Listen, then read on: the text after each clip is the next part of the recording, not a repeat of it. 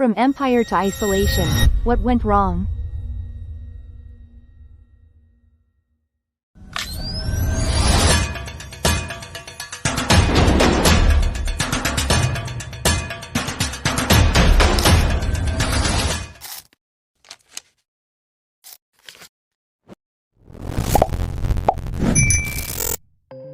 From empire to isolation, the story of North Korea.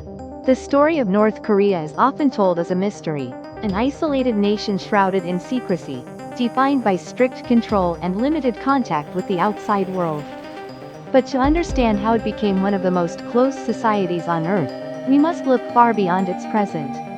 Its origins are deeply rooted in a long and complex history shaped by empires, occupation, war, and ideology. Long before the division of the Korean peninsula, Korea existed as a unified cultural and political entity with a history stretching back thousands of years. Dynasties rose and fell, but the peninsula maintained a strong sense of identity. This continuity was disrupted in the early 20th century when Korea was annexed by the Empire of Japan in 1910. For 35 years, Korean culture, language, and political autonomy were suppressed under colonial rule. Resources were exploited, and the Korean people were subjected to harsh policies aimed at assimilation. The end of World War II in 1945 brought liberation, but not independence in the way many had hoped. Instead of a unified Korea emerging from colonial rule, the peninsula was divided along the 38th parallel. The northern half came under the influence of the Soviet Union, while the southern half was administered by the United States. What was initially intended as a temporary arrangement quickly solidified into a permanent division, fueled by growing tensions of the Cold War. In the north, a new political system began to take shape under the leadership of Kim Il-sung. Backed by the Soviet Union, he established a socialist state that emphasized centralized control and ideological unity. In the south, a separate government formed with a different political vision. The division of Korea was not just geographical, it represented a clash of ideologies that would soon erupt into open conflict. In 1950, the fragile divide exploded into the Korean War. North Korean forces crossed the 38th parallel in an attempt to reunify the peninsula under their system. The war quickly escalated into an international conflict, with the United States and its allies supporting South Korea, while China and the Soviet Union backed the North. The fighting was intense and devastating, resulting in millions of deaths and widespread destruction. Cities were reduced to rubble, and families were permanently separated. When an armistice was signed in 1953, the war ended without a formal peace treaty. The Korean peninsula remained divided, with the Demilitarized Zone, DMZ, serving as a heavily fortified border. For North Korea, the aftermath of the war reinforced a sense of vulnerability and the need for self-reliance. This mindset would become a defining feature of the country's identity.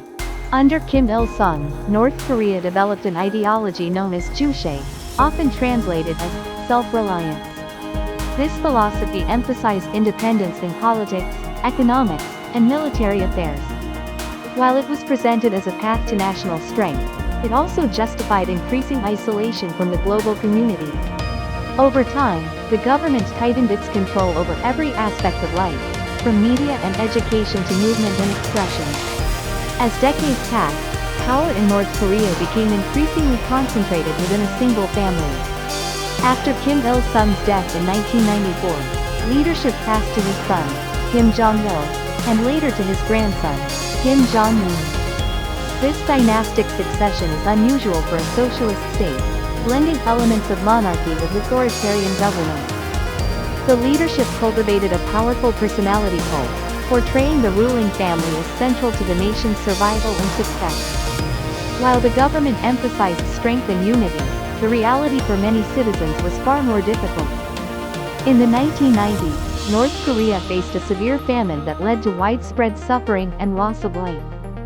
Economic challenges, combined with natural disasters and the collapse of Soviet support, created a crisis that exposed the limitations of the country's system. Yet even during this period, information remained tightly controlled, and the outside world had limited insight into the scale of the disaster. One of the most defining aspects of modern North Korea is its focus on military development, particularly its nuclear program. The pursuit of nuclear weapons is often framed by the government as a necessary deterrent against external threats. Given the country's history, marked by invasion, war, and division, this perspective resonates within its leadership. However, it has also led to increased tensions with other nations and resulted in heavy international sanctions. These sanctions, combined with internal policies, have further isolated North Korea from the global economy. Trade is limited, and access to information is tightly restricted. For many people within the country, the outside world exists only through carefully controlled narratives. This isolation has created a unique society, one that operates under rules and conditions vastly different from those in most other parts of the world. Despite its isolation, North Korea is not entirely cut off. It maintains diplomatic relationships with a small number of countries and occasionally engages in negotiations on the international stage. Moments of dialogue, such as summits with foreign leaders, offer glimpses of potential change. Yet these moments are often followed by renewed tensions, reflecting the deep mistrust that has developed over decades. The story of North Korea is not just about politics or ideology, it is also about people. Behind the headlines and official narratives are millions of individuals living their daily lives, navigating a system that shapes their opportunities and choices. Their voices are rarely heard, but they are an essential part of the country's history. Understanding North Korea requires moving beyond stereotypes and simplified explanations. It is not merely an isolated regime that chose its path without reason. Its current state is the result of historical forces, colonialism, war, global rivalry, and internal decisions that have combined over time. Each phase of its history has left a mark, contributing to the nation it is today. The phrase, "from empire to isolation," captures this transformation. From a land once influenced by powerful empires to a nation defined by its separation from the world, North Korea's journey is both unique and deeply connected to broader global events. It serves as a reminder that history is never isolated. It is shaped by interactions, conflicts, and choices that extend beyond borders. In the end, the story of North Korea is still unfolding. Its future remains uncertain, shaped by internal dynamics and external pressures. What is clear, however, is that its past holds the key to understanding its present. By exploring that history in all its complexity, we gain a deeper perspective on one of the most enigmatic countries in the world, and on the forces that continue to shape our global landscape.